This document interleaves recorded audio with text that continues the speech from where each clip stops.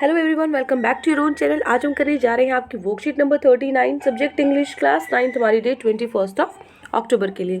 तो चलिए शुरू करते हैं। आज की वर्कशीट में हम पढ़ेंगे अ लेजेंड ऑफ नॉर्थलैंड। ठीक है, इसके अंदर जो इसमें क्या है स्टूडेंट्स, यहाँ पे ये एक बैलेड है जो लिखा है किसने, फीबी कैरी ने। ठीक है, इसमें क्या है, एक सॉन्ग है जो नरेट कर रहा है स्टोरी। ठीक है, एक गाना है जो एक कहानी को बताता है शॉर्ट स्टैंजाज में। ठीक है, तो यहाँ पे क्या है, they are a part of folk culture और पॉपुलर कल्चर। ठीक है, क्या होते हैं ये, फोक कल्चर का पार्ट होते हैं। जो मतलब जैसे हमारा फोक डांस क्या होता है, आपको पता होगा, हर स्टेट का फोक डांस अलग होता है। पंजाब में जैसे गिद्दा होता है, ठीक है, इस तरीके से। सो वो एक फोक कल्चर का या फिर एक पॉपुलर कल्चर का, यहाँ पे डांस की बात नहीं हो रही, कल्चर की बात हो रही है पूरी। ठीक है, क्योंकि हर स्टेट का अलग कल्चर होता है, तो उनका भी एक फोक कल्चर है और पॉपुलर कल्चर है। And are passed on orally from one generation to next to instil a moral lesson.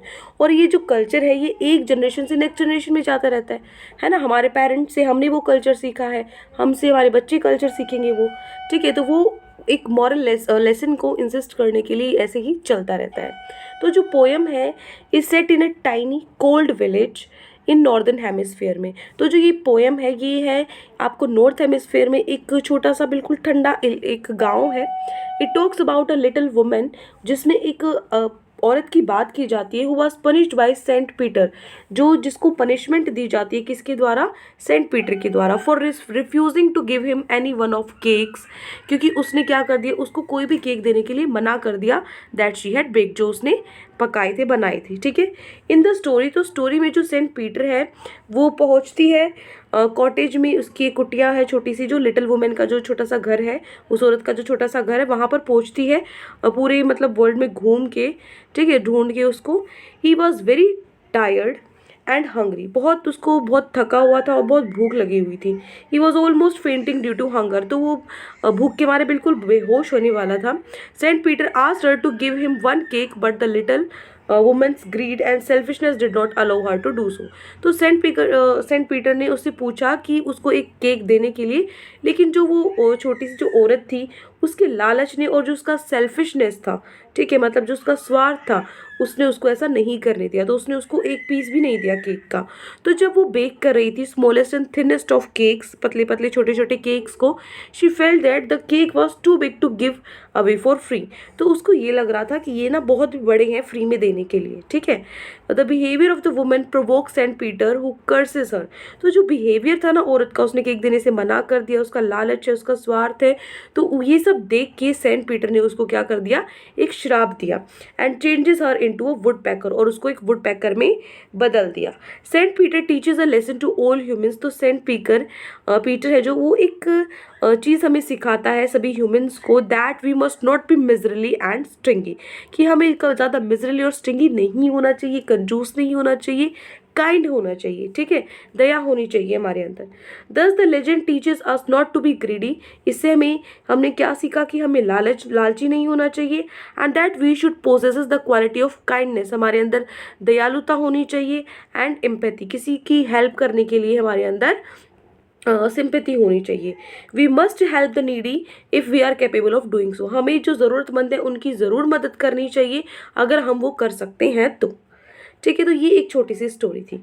अब हम चलते हैं हमारे क्वेश्चन आंसर्स पे। तो सबसे पहला आपका जो क्वेश्चन है, टास्क 1 आपका क्या है, नीचे आपको एमसीक्यूज दिए हुए हैं जिसमें 4 ऑप्शंस में से आपको एक सही चूज करना है। ठीक है, फर्स्ट है द पोएम इज अबाउट, जो पोएम है वो किसके ऊपर है, the poem is about to be selfish and not help the needy, कि हमें स्वार्थी होना चाहिए और जो ज़रूरतमंद है उनकी मदद नहीं करनी चाहिए। नेक्स्ट है ग्रीड्स इफेक्ट ऑन पीपल, जो लालच है उसका क्या प्रभाव पड़ता है लोगों पे। डिफिकल्टीज ऑफ नॉर्दर्न रीजन में क्या क्या मुश्किलों का सामना करना पड़ता है, या फिर मेकिंग टाइनी केक्स, या छोटे छोटे केक्स बनाना। तो पोएम किसके ऊपर है, पोएम है ग्रीड्स इफेक्ट ऑन पीपल, कि जो लालच है उसका क्या प्रभाव है लोगों पर। तो क्या आंसर होगा हमारा, आंसर होगा हमारा बी। ठीक है, नेक्स्ट है Saint Peter asked the lady for help because, जो सेंट पीटर है वो लेडी को हेल्प के लिए क्यों उसको पूछता है मदद के लिए, क्योंकि ही वॉज हंग्री, वो भूखा था, ही वॉज ग्रीडी, वो लालची था, ही वॉज सैड, वो उदास था, या ही वॉज प्रीचिंग, वो प्रीच कर रहा था। तो यहाँ पे क्या होगा, क्यों था, वो थका हुआ था, इतनी दूर से आया था, तो वो घूम के उसको क्या भूख लगी थी बहुत ज़ोर से, तो क्या होगा उसका आंसर, इसीलिए उसने हेल्प मांगी थी और उससे केक मांगा था, ठीक है, जो कि उसने मना कर दिया देने से। तो क्या लिखोगे, he was hungry. A option हमारा करेक्ट होगा, ठीक है।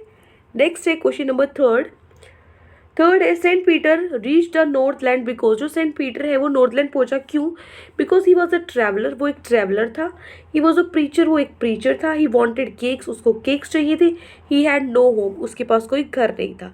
क्यों था, देखो उसने बताया था पूरा वर्ल्ड घूम के वो पहुंचा था उस लिटिल वुमेन के पास, वहाँ पे उसने केक मांगा जो कि उसने मना कर दिया। तो वो एक ट्रैवलर था, ठीक है ना, वर्ल्ड टूर कर रहा था। He was a traveller. A option हमारा बिल्कुल सही होगा, ठीक है। नेक्स्ट है choose the correct words which describe the women's character. आपको सही सही वर्ड्स इसमें से चूज करने हैं जो हमें दर्शाते हैं कि किस तरीके की औरत थी वो जिसने केक देने से मना कर दिया। काइंड, सेल्फिश, कंपैशनेट, दयालु थी, स्वार्थी थी। देखो दयालु भी होगी, स्वार्थी भी होगी, तो ये तो हो गया यहाँ पे कट। नेक्स्ट है एंग्री, सेल्फिश, हेल्पफुल।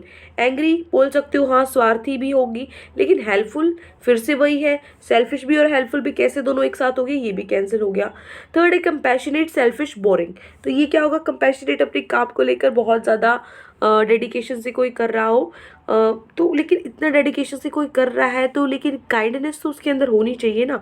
तो यहाँ पे जो डी ऑप्शन है ना, ग्रीडी, सेल्फिश, मिजरली, लालची, स्वार्थी, कंजूस, ठीक है, तो ये ऑप्शन हमारा बिल्कुल सही होता है। ये उस वुमन के बारे में हमें बताते हैं वर्ड्स, ठीक है, तो डी ऑप्शन हमारा करेक्ट होता है, ठीक है।